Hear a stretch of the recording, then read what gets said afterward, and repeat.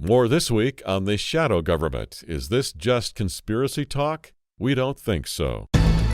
How can we package Marxism and Marxism ideas under the banner of Christianity? And so they came up with social justice. And of course, it perverts what justice means, and it perverts what grace means. And so it perverts the message of the Bible and the gospel message. And that's why it is so deadly in what it's doing.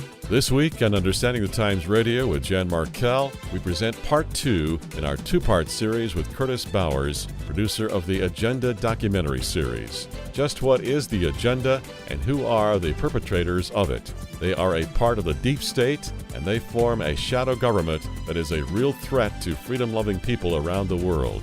Their goal is the dismantling of America, and their agenda has been in focus for 100 years. We hope this two-part series will encourage you to fight back, redeem the time, and share the gospel.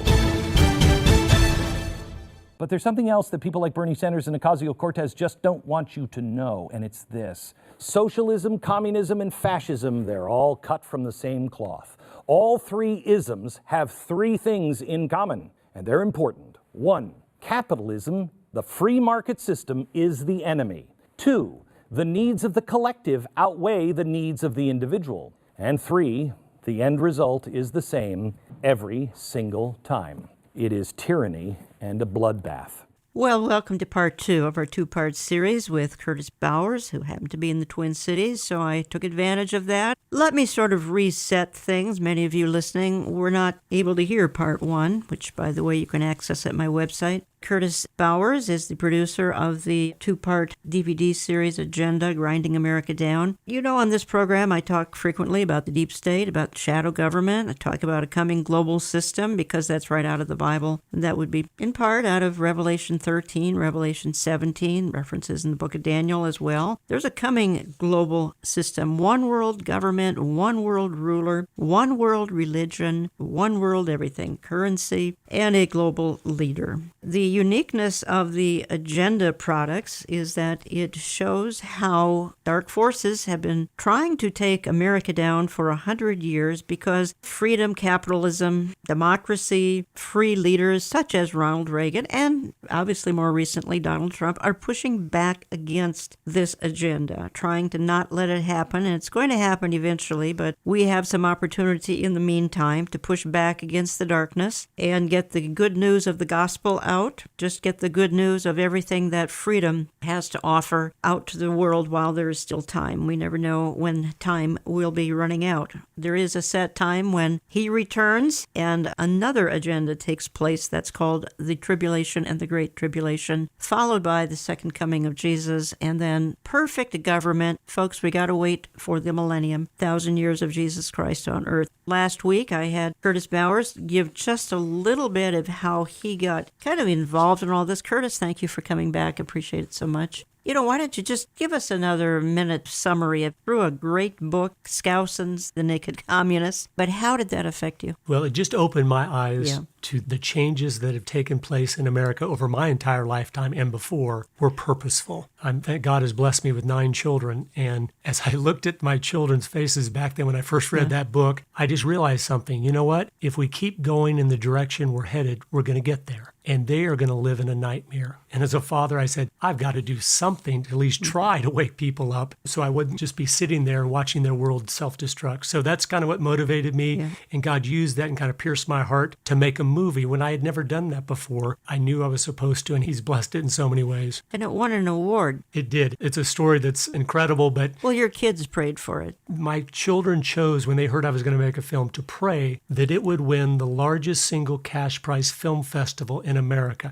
I did not have the faith that would do that. Obviously, it's my very first film. But they fasted and prayed, all of us as a family, every Friday for 22 months, almost 2 years, that this would happen. And it was instigated by my children, not me. The night we went to that festival, they came to the last award of the Best of Festival with a $101,000 grand prize, and they called out Agenda, Grinding America Down. I saw that online. It was very, very moving. That book, The Naked Communist by Skousen. It laid out the agenda. And we talked about that last week, folks, and that's get control of the schools, get control of the teachers' associations, the NEA, have the kids start celebrating, quite frankly, mass murderers, Chairman Mao, people like that, promote these aberrant movements from transgender to homosexuality is normal. That's a normal way of living. And then, of course, infiltrate the church, the social justice movement, discredit the Bible. The radical John Dewey had a big part in all of this. So that's what was laid out in that book by Cleon Skousen some almost 50, 60 years ago now, back in 1958. And that's what had such an impact on Curtis Bowers, who then went on to make a DVD series called Agenda, Grinding America Down. You can get it in my web store. You can call us. You can find it in my various newsletters. My website is olivetreeviews.org. We'll give contact for Curtis Bowers as we move further into this hour. This is part 2 of a 2-part series. We covered a lot of things last week. Find the programming at my website under radio, olivetreeviews.org. You can also find it on our YouTube channel. Okay, Curtis, let's head back into the discussion. We may touch on a few things that we covered last week. I do want to head into some church issues. And I did say to you, and you acknowledge that as you travel about the country, one of the most frequent issues that folks come up and talk to you and me about is, where do I find a church that talks about all the things that matter, including some of what we're talking about today? Talk to me a little bit, Curtis, about how this agenda, and it began at least 100 years ago, started infiltrating the seminaries. How did they do it? When did they do it? Do you know which seminaries they started to infiltrate?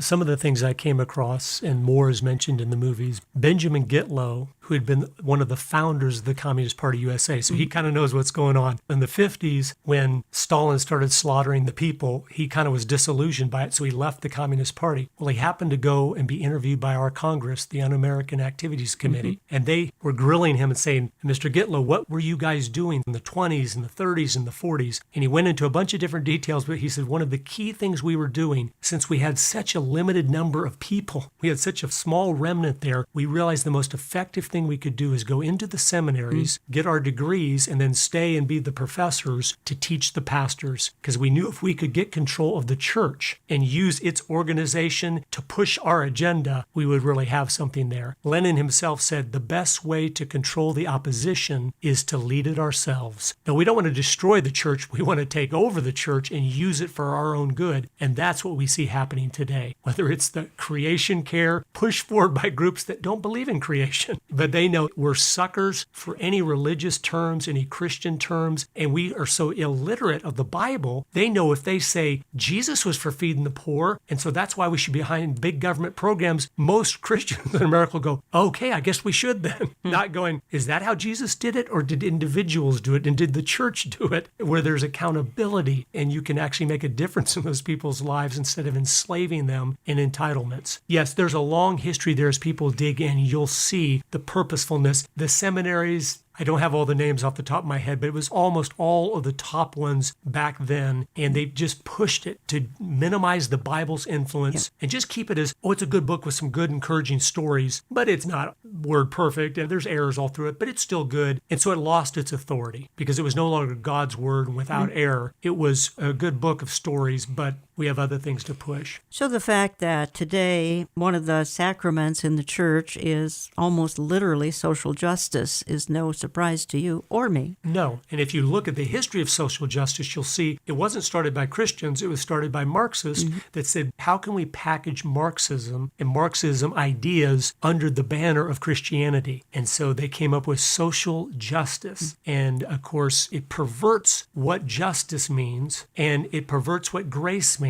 And so it perverts the message of the Bible and the gospel message. And that's why it is so deadly in what it's doing. As is environmentalism. Now that makes you and I sound like we don't care about the polar bears when we do. We care about the forests, etc. I have heard you say, Curtis Bowers, environmentalism is communism. So you need to explain that. Yes, thank you. We all care about clean air, clean water, and stewarding our resources. That's why this is such a powerful movement. They knew they'd pick something that everyone cares about, but they wanted to redirect it to accomplish their goals instead of our goals, which are the clean air, clean water. And one of the most powerful things I can tell you to illustrate this is Dr. Patrick Moore is a man I went to interview in Vancouver, British Columbia. He's the founder of Greenpeace. So he cares about the environment. He was out there in the boat stopping the Russian whaling ships because he goes, no, these whales are amazing creatures. They shouldn't be killing them off. We have plenty of oil today. We don't need to use their fat and things that were logical. But then he himself, when I was interviewing him, I said, Dr. Moore, what happened? And he said in the 80s, they started to infiltrate the Marxists, and especially after the Berlin Wall came down, they started to infiltrate the environmental movement, and they wanted to use it to destroy capitalism worldwide. He goes, most of the policies they're putting forth as environmentally friendly, he goes, they're hurting the planet, and he really cares. He has a PhD in ecology, and he cares about these things. That helped the blindfolds to come off for me, and then as I dug in, I looked at a few other interesting things. When Gorbachev stepped down from the Soviet Union in the early 90s, and we thought communism is over, do you know what he did? Most people don't. I do. Green Cross. He started an environmental group, Green Cross International, which is one of the most powerful movements worldwide, because he knew, you know what? The best way to implement a one world government through the United Nations is to use the environmental movement, because it's a one world issue that demands a one world solution, and they knew they already controlled the United Nations. So if we can get the UN enough power to implement environmental policy worldwide, which gives you control of everything. If you're in control of energy alone, you're in control of everything. If you're in control of water worldwide, you're in control of everything. So they were doing it in so many different areas, but they knew then that's the vehicle for world government. That's the vehicle for us to get ultimate control. And here's the thing. The movement itself has elevated the earth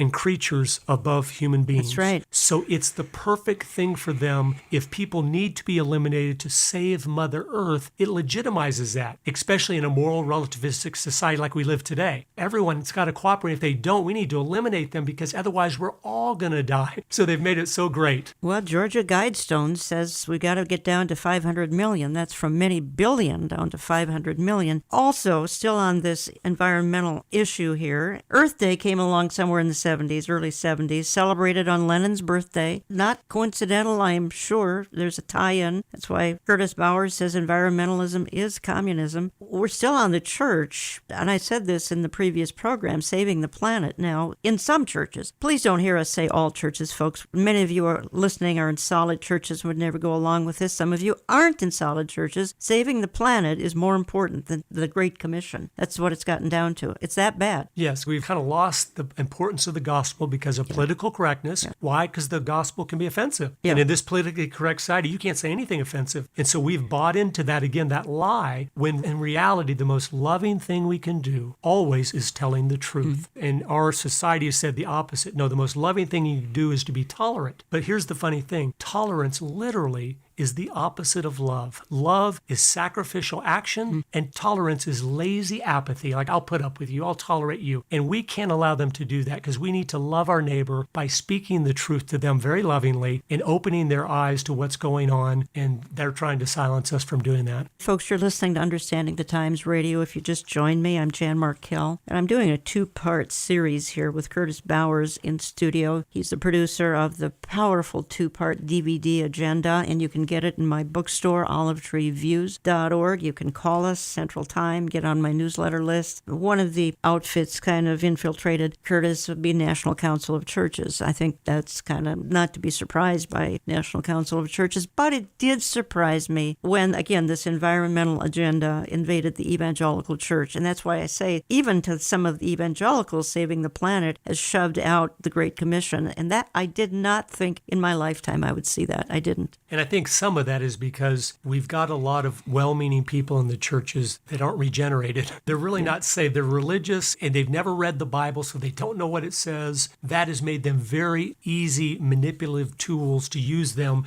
for whatever you want to accomplish. Just to give you a quick story how powerful this is. I was down in Florida visiting one of my nephews at a Christian college there that's respected. He was talking to me. He said, Uncle Curtis, I've got 5 roommates that are all in the Masters of Divinity program here to become pastors. pastors, and he was excited about that. I said, oh, that's great. And they're nice young men. He goes, but you're not going to believe this. And this was a few years back. He goes, all of them have Bernie Sanders posters on their wall. And he goes, I knew these young people when they first came here. They were not socialists. This Christian college has turned them into socialists. The Christian college has turned them into socialists. That's right. I think this guy is one of the most scary fellows that's come along. I was going to play a clip of him because he's obviously an enemy of capitalism. What troubles me the most is the way, and you'll hear young people cheer whenever they get sight of Bernie. He seems to be their hero. We're looking at a time where we have an out-of-control capitalism, where the greed of the people on top is really unbelievable. I mean, right now in America, you got 3 people who own more wealth than the bottom 50% of the American people. You got the top 1/10 of 1% owning more wealth than the bottom 90%. You got one guy, Jeff Bezos of Amazon, his wealth is increasing every single day by $250 million a day, but he pays his workers, many of his workers, wages that are so low that many of them are on food stamps or Medicaid.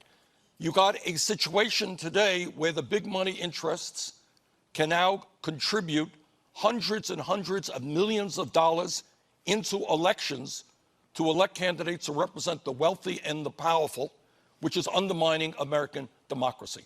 And I think people are sick and tired of the greed and the power of a handful of people on top. They want a government which represents all of us, not just the 1%. Curtis Bowers, you can tell that's a popular message. We talked about this in program number 1, particularly the influence. We talked heavily about how young people are being seduced to believe that socialism is the only route to go. It's the fair thing. We spread the wealth around, etc. Bernie Sanders has a way of making it appealing, and that's why I keep saying, and I'm going to say it again, you might get sick of hearing it, folks, we are one election away from being a Bernie Sanders socialist nation. Curtis just said he has a nephew, Christian college. They love Bernie Sanders. What disturbs me most about that clip there is not the young people cheering at that. They're very naive and idealistic in their things. That doesn't bother me. What bothers me is there's the man that is old enough to know what he is saying is a lie. He's old enough to know about Nazi Germany and National Socialism. He's old enough to know about the Soviet socialism in the Soviet Union and the slaughter it caused. And he's so ignorant, though, that he thinks Amazon or some of those businesses, they would still be there if the man had not been able to reap the benefits of his idea. That's the problem. They think you share this stuff, well, then no one's starting the next business, whatever, because they know they don't get to keep it. Then there's no wealth to share around. Yeah. Everyone is equally in poverty, just like Venezuela, and it all collapses. And these young kids that are being used and abused by people like him are going to wind up 10, 20 years from now in poverty, not finding enough to eat, nothing to do because the whole economic system has collapsed, and he won't be around anymore for them to say, you lied to us. Quote here from Curtis, because we talked about this in program number 1, and that is, world government is the agenda. And they realized long ago the only way to accomplish this is by taking America down, stopping any movement worldwide that seeks freedom and independence, and creating as many wars as possible to make mankind feel the only hope of peace is world government. We talked about that last week in program number 1. We talked about how that comes right out of the Bible, because that whole global system is predicted in the Bible for a final generation. Are we there yet? I don't know. Certainly there are signs that would indicate that could be on the horizon. Curtis, let me move to a couple of other topics here. You gave a statement to me that I think we need to elaborate on just a little bit. I'm going back to David Rockefeller. We did talk about the Rockefeller Empire in the first program. Folks, that is not conspiracy type talk. It's just history and the fact that the globalist agenda has been promoted by a number of the banking families. That's just an historical fact. The Rockefeller Empire is very, very impressive. Now, David Rockefeller passed away here recently, but you said to me, Curtis Bowers, that David Rockefeller told Ronald Reagan and Barack Obama who could be their vice presidents, and they followed his orders. Can you elaborate on that? That's very stunning to make a statement like that. It is. It's one of the things that shocked me the most and made me realize some of these people really do have incredible power. Yeah. I remember in 1980 when Ronald Ronald Reagan was elected, we were so excited. But before that, when he won the nomination, we'd been going door to door for him. And the day that the media announced,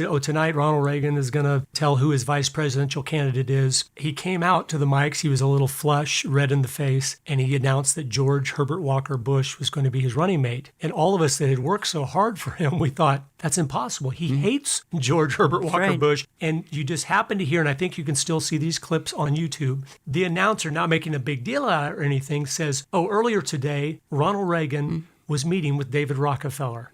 And you realize he is the one that told him that's who your candidate's going to be. Because you could tell Reagan did not want him to be there. But whatever was said, was it powerful enough to make him realize, I better do this. I better go ahead and pick him. Then what was amazing is 2008, as some of the people will remember, that's not too long ago. When Obama first got the nomination, he came onto the Air Force One plane with all the national media that loved him. They're all there waiting to hear who his vice presidential candidate's pick is going to be. And he slips out the back of the airplane. They close the doors and the plane takes off with all the media on there, and they felt betrayed, but they didn't want to cut on him because the savior had been elected. If you watch the newscast from that time, it says when he announces his VP the next day, it said, last night Obama had a private meeting with Hillary Clinton and David Rockefeller. And the next morning he says, Joe Biden is going to be my running mate. And I just realized if you can tell a conservative Republican or a liberal Democrat who their VP is going to be, and they say, yes, sir, you have some incredible power. Part of the globalist agenda, then? It is. They like to set things up to be in control. They could not stand Ronald Reagan. They couldn't believe he'd gotten elected. They'd underestimated him like they did Trump, where they just didn't realize how he's communicating to the American people. So then that's why they're like, well, we at least got to get one of our guys in there, the New World Order guy, George Herbert Walker Bush. Right. We got to get him in there to be with him. So once this guy's done, we can at least get the next 8 years can be ours. And so that's what happened. But going on with David Rockefeller, just for a minute, one of the other groups he started was called the Trilateral Commission. And its list of members is the who's who of everything. I mean, the leaders of all the Fortune 500 companies, all the national media outlets, presidents, vice presidents, congressmen, senators, it's everybody. This group, if you don't know much about it, which most people don't, because it's kind of back in the shadows,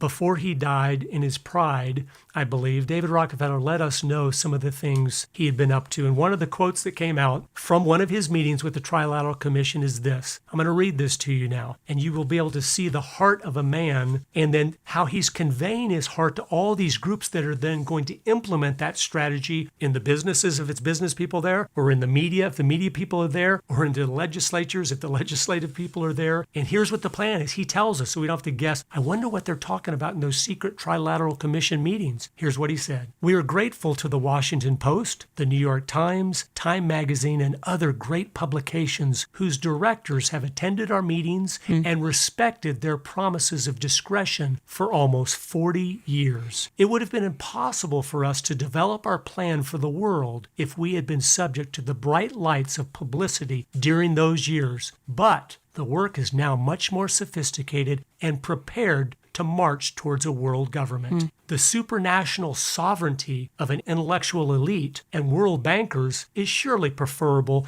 to the national autodetermination practiced in past centuries. Now, let me explain that for a minute, people listening. What he's talking about when he says the supranational sovereignty of an intellectual elite and the world bankers with them, he's talking about that group. He goes, we are the international elite that are sovereign with the bankers, and our determination of what's best for the world is far more important than national autodetermination. What is that? That's voting. That's you people that are listening, you voting for your representative. He's going, that's old-fashioned. We will rule the world because we are the intellectual elite and we have all the money of the world through the world bankers, and we will implement our world government. But all these groups were in cahoots with that openly. For 40 years, they've been sitting there listening and pushing forward. And that's why these little shadow groups have such influence. They have put themselves up because the God of people that don't believe in God is the intellect. And so it appeals to the superiority of intellect. So they come to these meetings regularly and they hear, okay, this is what we're doing next. And they all want to be part of it because it feels like a special little private group. And so that's why its influence is 1,000 folds of what it would appear to be. Fascinating story. Curtis Bowers is kind of on a speaking tour, happens to be coming through the Twin Cities. So I was able to get him in studio here to do a couple of programs. Program number 1 you can find on my website, olivetreeviews.org.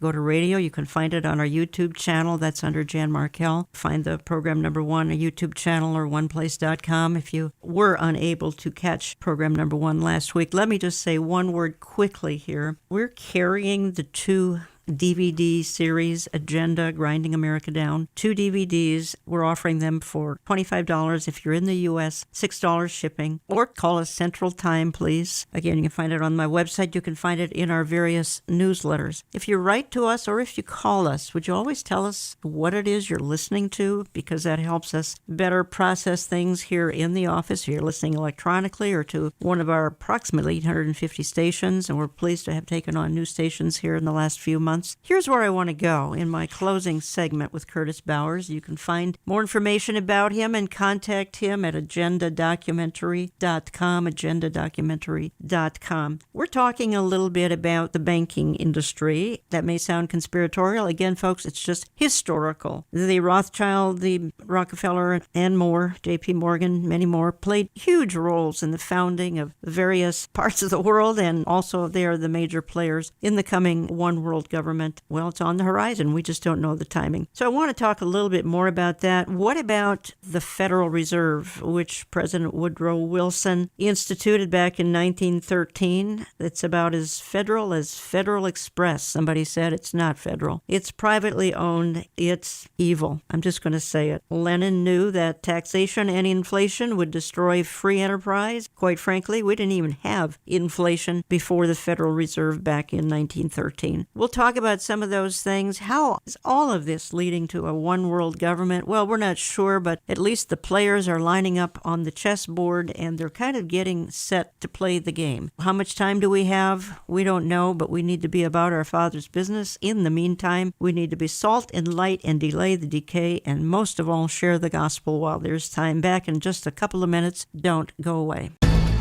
While socialism has been glamorized for many years, it brings only misery and depravity, particularly to freedom-loving people. But today's progressive left likes to suggest that even Jesus Christ was a socialist. Send us your feedback through our website, olivetreeviews.org. That's olivetreeviews.org. You can call us Central Time at 763-559-4444. That's 763-559-4444. Or write to Olive Tree Ministries, Box 1452, Maple Grove, Minnesota, 55311. That's Box 1452, Maple Grove, Minnesota, 55311. More with Jan Markell and Curtis Bowers in a moment. It is now on the horizon. Understanding the Times 2019, Saturday, September 21st. Tickets will go on sale June 1st. They are general admission only and are $25, but include a lunch. After June 1st, we're asking that you call the Brushfire Agency at 888-338-5338 or sign up online at brushfire.com. That number again is 888-338-5338 after June 1st. We are featuring 6 speakers, and we begin at 8:45 a.m. Church doors open at 7 a.m. And the location is again Grace Church in Eden Prairie, Minnesota, just outside of Minneapolis. Consult our website for hotel information. Our speakers include Dr. Robert Jeffress. These signs that have been around for a long time, they are increasing in frequency and intensity. I think something big's about to happen. I believe we're in the last days. I believe the Lord is going to return. Amir Sarfati. And at the last trumpet, we're going to be out of here. There will be certain events around the world, and there will be the last trumpet, and we don't know the day, and we don't know the hour, but we understand the times and the seasons. Pastor J.D. Farag. Because there's coming a time, and I believe it's very soon, when that trumpet's going to sound, and everything here matters no more. I mean, shouldn't that affect us, the way we live our lives? Pastor Jack Hibbs. And he's not only spoken to us in his word, he is speaking to us right now in world events. He's requiring you and I to take what we're seeing in the world and match it up against the Word of God. And Jan Markell. I believe that the world is longing for a man with a plan, for a Mr. Fix-It. It says down at the bottom of here, is there a leader who can stop the chaos? We will also have a greeting from Lori Cardoza Moore from Proclaiming Justice to the Nations. The event will be live streamed at no cost. Again, that's Saturday, September 21, just outside of Minneapolis. We invite all remnant believers to better understand the times and become watchmen on the wall. Make friends for life at this annual conference Learn why things aren't falling apart, they are falling into place.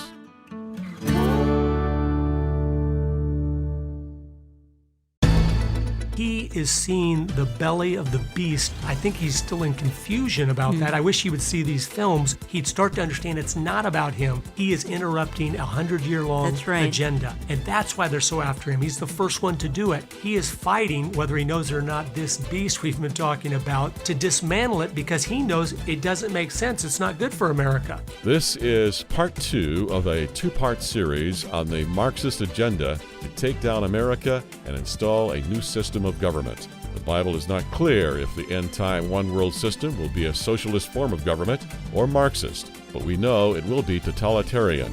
It will be ruled by a man with a plan, a Mr. Fix-It, the Antichrist. Here again are Jan Markell and Curtis Bowers to wrap up our 2-part series. Socialism is on the rise. Despite being responsible for the deaths of over 100 million people.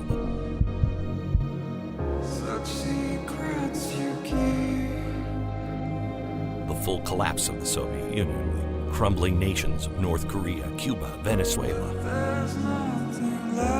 The totalitarian police state of China. Socialists are coming out of the shadows. They're claiming virtue, moral superiority. It's already infiltrated our government. It's dismantled our values, brick by devastating brick. I talk to people all the time. They'll say, oh, we don't have anything to worry about. It can't happen here. The Constitution will save us. We found a document that was smuggled into the United States through the Iron Curtain in 1960. My researchers found it again. It's the blueprint of how to legally and within the framework of our own system take over a country and flip it.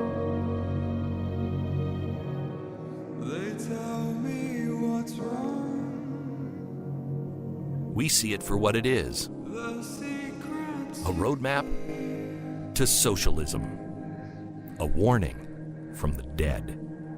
Welcome back. We've been talking about this for a couple of weeks. It's the agenda to take America down. It's quite an elaborate agenda, and I've had in studio with me Curtis Bowers, who is the producer of the 2-part DVD agenda, Grinding America Down. Find it in my bookstore, olivetreeviews.org. Give my office a call, Central Time. Find it in my various newsletters. You can sign up for those online. Curtis, some thoughts here as we kind of wind down. We heard a soundbite there that was Glenn Beck. He's been warning about socialism, America going red for a long, long time. He was laughed at for years. We hear today in the political genre a lot about Democrats, socialists of America. Maybe a little bit of a fringy side of the Democrat Party. Not so, right? No, I wish it was. Yeah. It's a fringy side of the Communist Party USA. Yeah. If you look at the people that formed it and were part of building to what it is today, and they work together all the time with the Communist Party USA on our college campuses and everything. No, it's just, again, packaging the same old thing in new clothing and new packaging because they know some people don't want to go to the Communist Party USA website that's still alive and well, but that's a little too much for them. So they said, oh, let's just call it democratic socialism. But the end game is the exact same thing.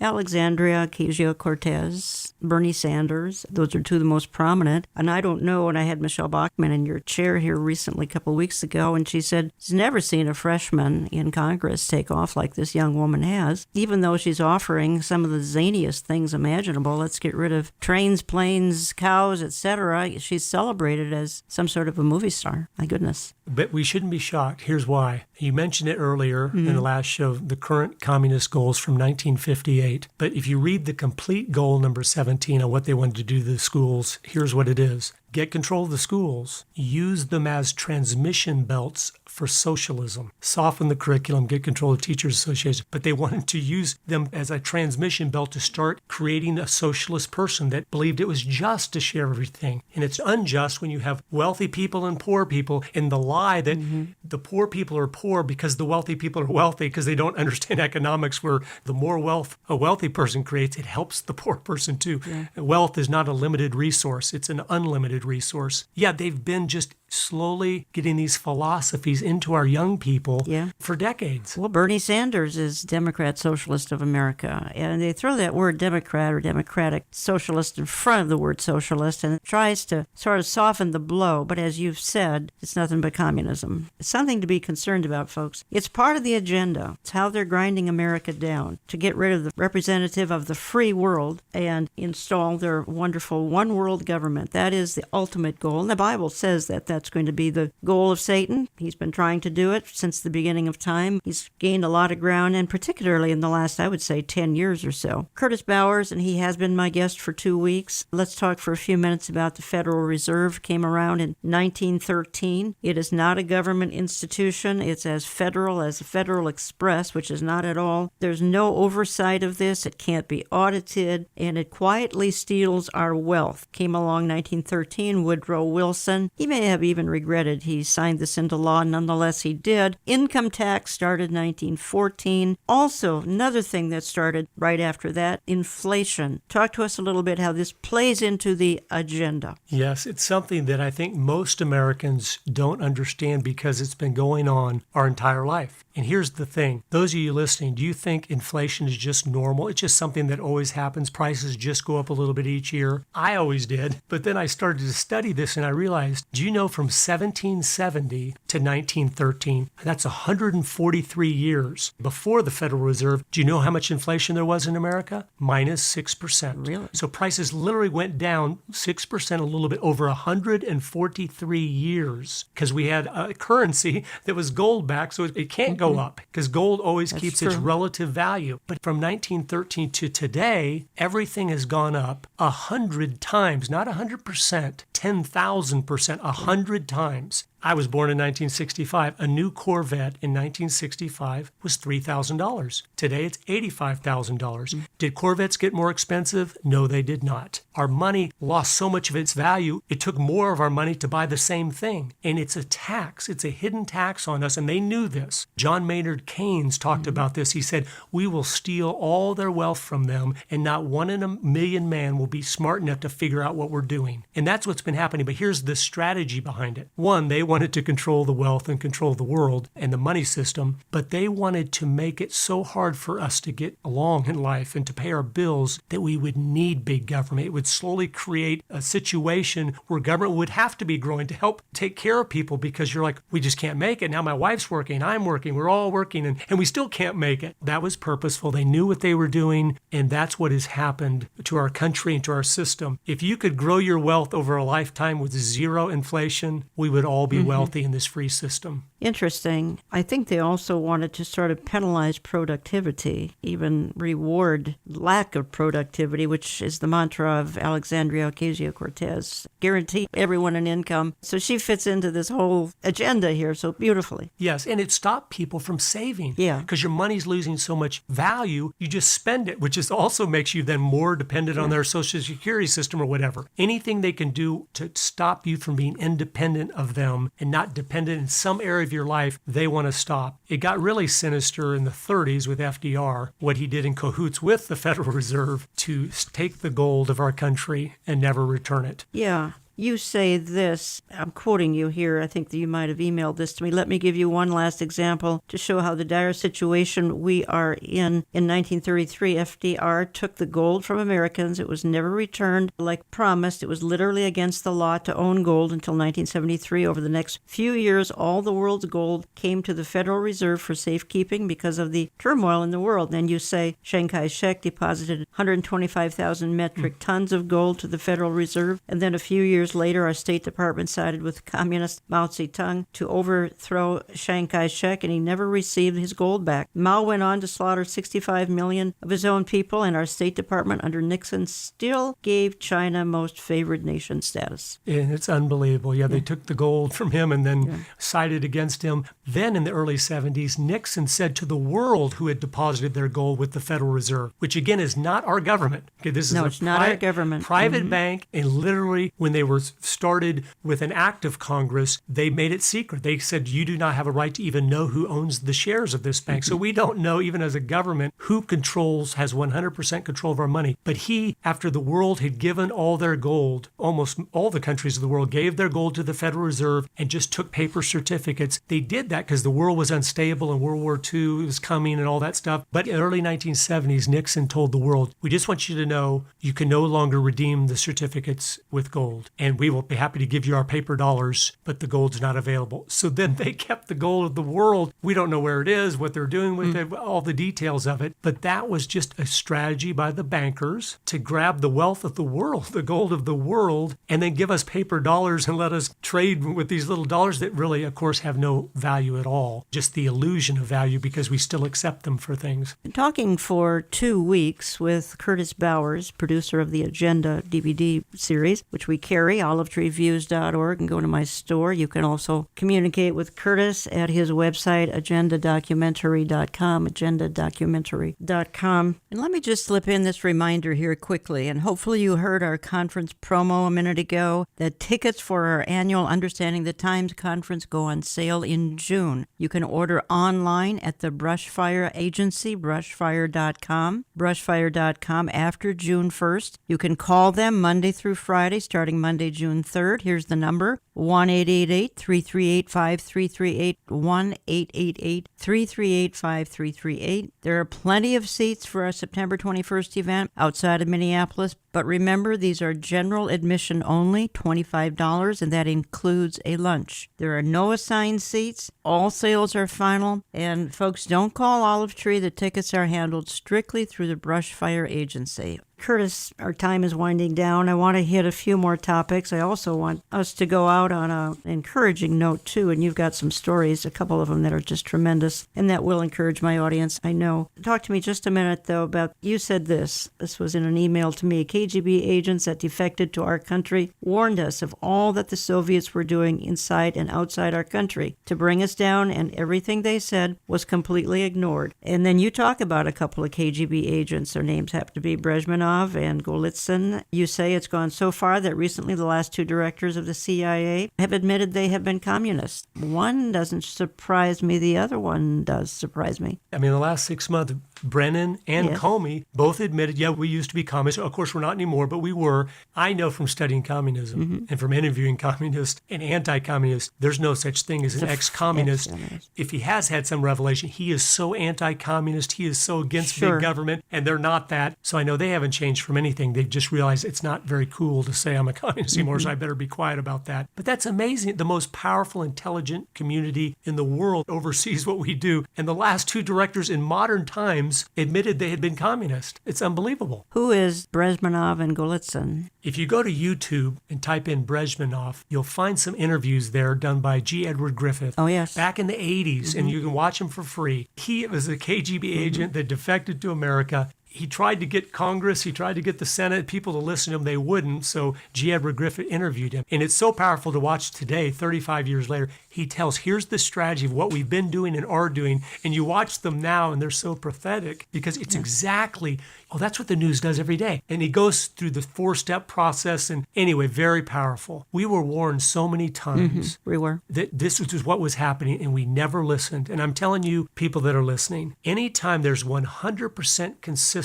behavior in not listening to warnings that are destroying yourself, you realize there's an agenda. Because if it was ignorance, you'd some of the time listen, some of the times not. But consistency has never been a virtue of ignorance. And that's what people need to understand. That's what has made me dig in on different areas, because I see, why would you be against something that's clearly the best for America? The other guy that defected was a man named Anatoly Golitsyn. He comes to America and says all these things that are going to happen to Congress, CIA, FBI, and they all say, oh, he doesn't know what he's talking about. He got so frustrated that no one would listen. He wrote a book in 1984 called New Lies for Old. And in that book, he said, here is what they're going to do over the next 10 years or so. They're going to act like they're going to fold. He tells us that. He said, I think one of the things they're talking about is even taking down the Berlin Wall. He wrote that in 84, and then in 89, when it happened, we're all shocked. Oh, they took down the Berlin Wall. And he warned us, he said, no, that's how they really want to make you believe communism is over. They might literally do that. And he warned us. us. Nobody listened.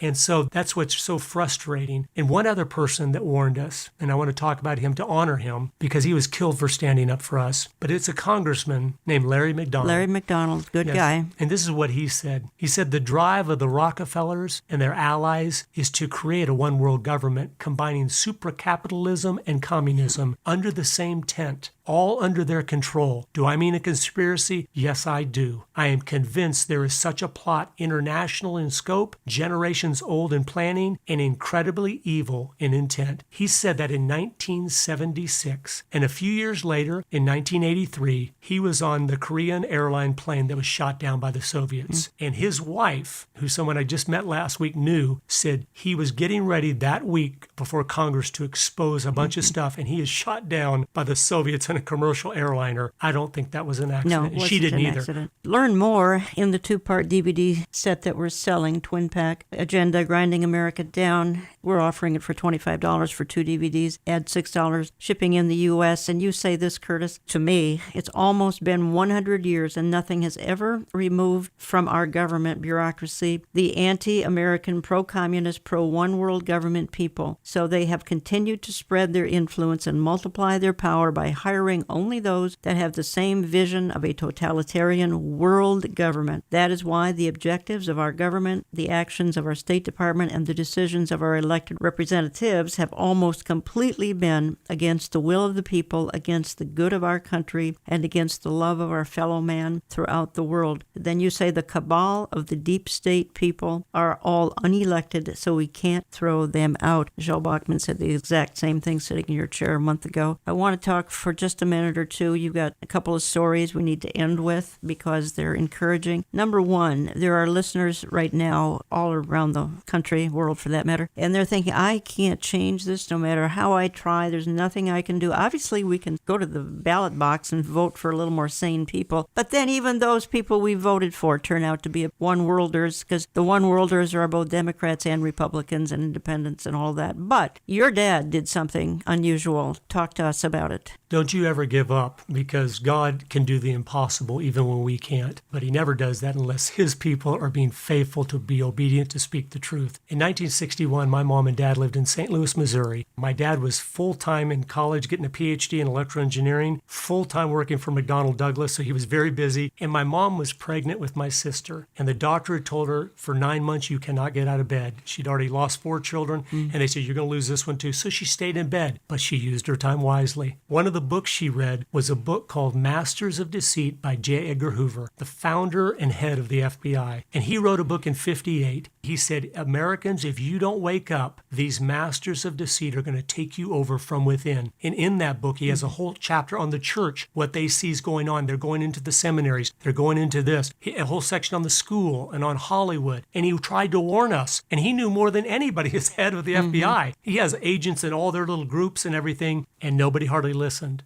But my mom did. She read that book and it shook her up. And she told my dad, Jim, you got to read this book. And he said, I'm too busy to read that. I'm in school. And he finally read it. And he said, wow. And so here's what they did. And I want to tell you, this is things you can do to be strategic. He'd be gone all day at school and work. She would get all the St. Louis newspapers and read all the letters to the editor. And every time one was written by someone that was sharp, she'd realize we need to connect with them. So she'd call them up and say, would you set up a study group in your home? And my husband's going to come over. You invite all your family and friends, and he's going to give a 2-hour lecture on communism. And so they would do this one night a week, even though they were so busy. Well, my dad tells me this story. He said, I came home one night, it was pouring down rain, and I was exhausted. And right when I walked in the door, Mom said, I got a meeting set up for you tonight. And he's like, I'm too tired. Call and cancel it. We'll do it some other time. And she, her sweet, persistent self said, you've got to go. You never know who might be there. So he went. And that's my lesson. He was faithful in the little things, and we need to be too. He drove across town, went to the meeting, probably because of the rain. Only one person showed up. Really?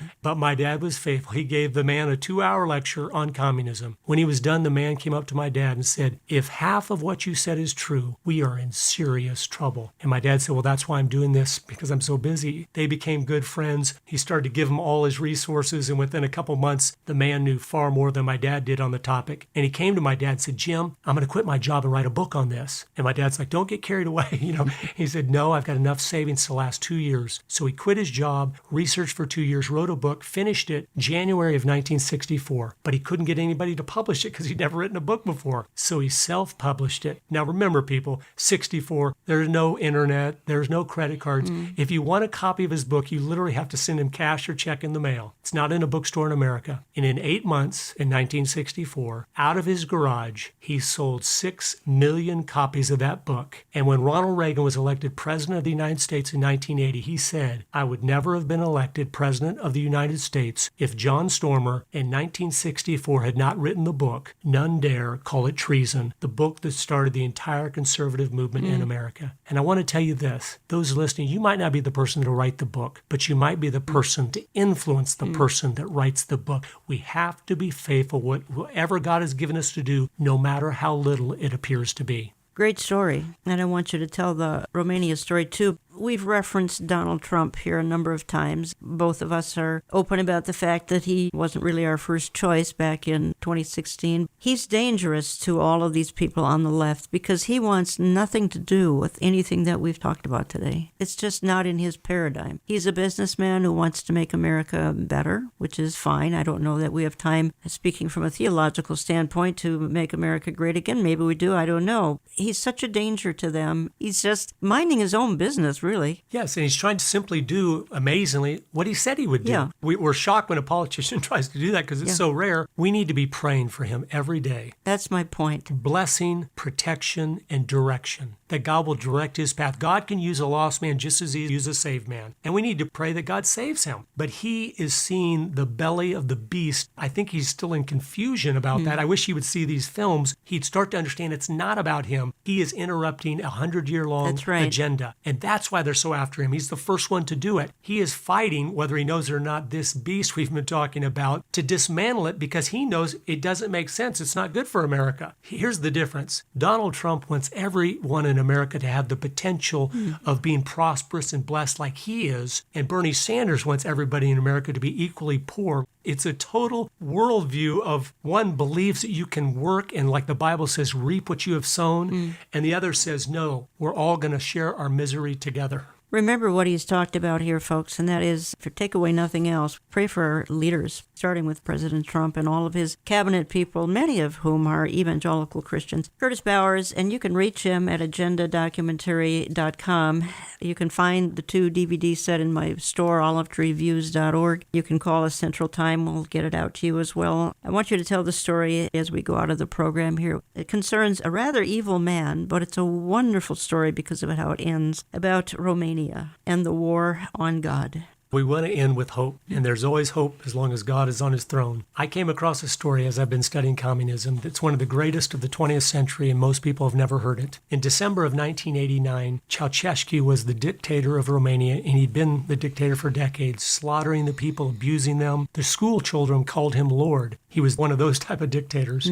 In December of 1989, he gave the order for a church to be bulldozed, and he'd done that thousands of times, so it was nothing new. But something was different this time. The 25 people that went to the church and the pastor heard about it and said, you know what? Enough is enough. He's not bulldozing our church. We're willing to go stand out in front of the church while we're singing hymns, and if they come, they must take us out before they take the church out. Of course, they had no weapons. They'd been disarmed decades ago, so they just sung hymns and stood there. The bulldozers came up. They didn't know there was going to be people there, so they left to go get direction. What do we do? When they came back a little while later, as is usually the case, the courage had become contagious. And now there was hundreds of Christians outside of the church singing hymns. So the bulldozers came again, didn't know what to do. They left one last time. They didn't come back till the next day. Well, the next day, there was tens of thousands of Christians outside that little church. And they were chanting, "There is God. There is God." And what they were saying so powerfully is communism says, they are God. There's no God. We are God. They were saying, no. There is God. There is God. And because there's a God, we're willing to stand up for what we believe in. And so Ceausescu heard about it, and he said, send in the tanks. So the tanks rolled in, and they started machine gunning down the Christians. But guess what? They didn't leave. Why? Because there is a God, and there are things worth dying for. And as one would be shot down, another one would stand in his place. But as you look at world history and Bible history, you see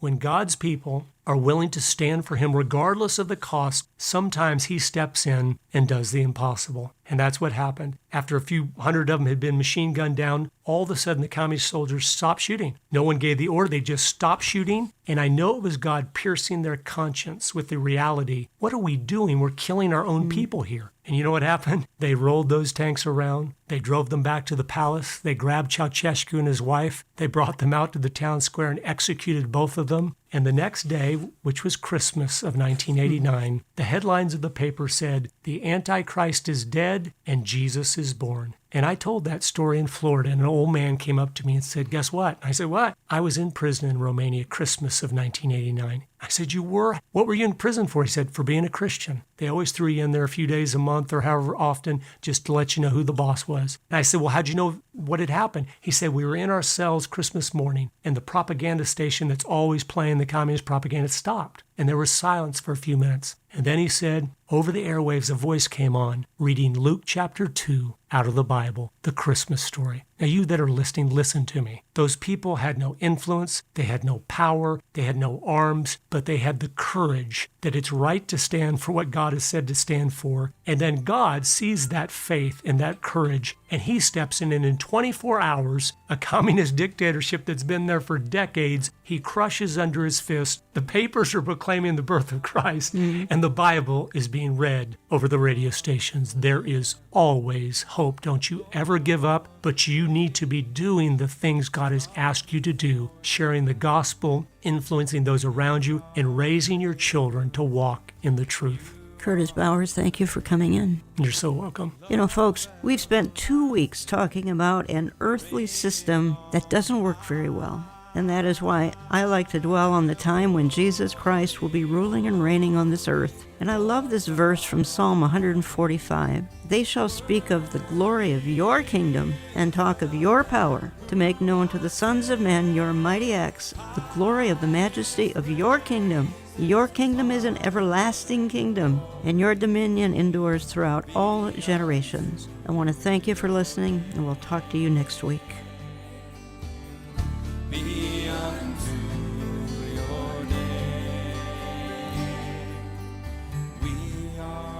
Thank you for standing with Understanding the Times Radio, presented weekly by Olive Tree Ministries. Reach us through our website, olivetreeviews.org. That's olivetreeviews.org, where you can also find information about how to text to give or just simply give online. Call us Central Time at 763-559-4444. That's 763-559-4444. You can write us at Olive Tree Ministries, Box 1452, Maple Grove, Minnesota, 55311. That's Box 1452, Maple Grove, Minnesota, 55311. All gifts are tax deductible. If you missed the airing on radio, you can access it electronically on Saturday morning on our website, on oneplace.com, and on our YouTube channel under Jan Markell, where we insert images so you can visually see our discussion. Once again, in an age of deceit, deception, discouragement, and doubt, thank you for trusting Olive Tree Ministries to help you understand the times and become watchmen on the wall.